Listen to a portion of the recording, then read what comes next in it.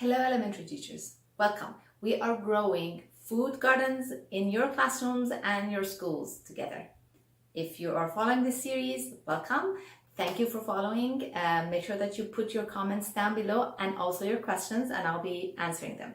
Okay, so this is the third day, and in the previous 2 days I gave you a list of my recommended seeds to grow with your students and which ones to avoid.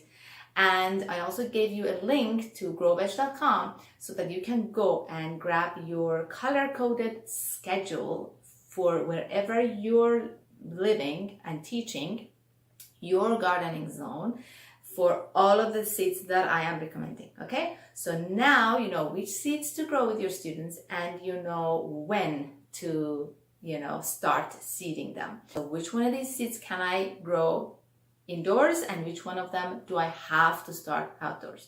So that depends on three things.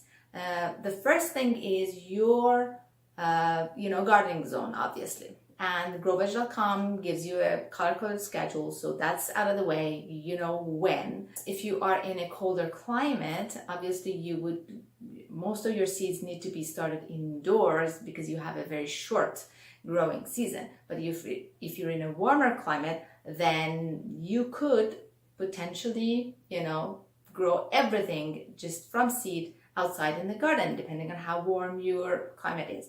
So growveg.com gives you that. The second thing is the nature of the seeds. Some seeds don't like to be transplanted. So if you grow them indoors and then you want to transplant them outside in the garden, they're not going to like that. Most of them are the root vegetables, things like radish, beets, potatoes. Obviously you cannot do that with potatoes, carrots, things like that. So root vegetables need to get started out in the garden, obviously according to the right timeline that you get from growveg.com.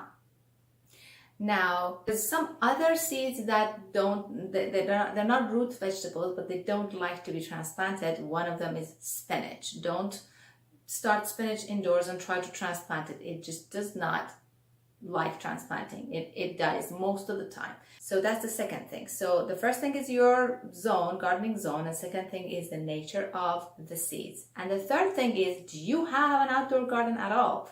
Because if you don't have an outdoor garden, not a problem. You can have a lush, beautiful, really abundantly producing garden in the classroom indoors with ease, and you really do not need an outdoor school garden. Yes, you can grow indoors. It can even be in your classroom. Now, tomorrow I'm going to tell you how to find that space, the nursery, so to speak, or the classroom garden in your school, and it could very well be your own classroom. I'm going to talk about that tomorrow.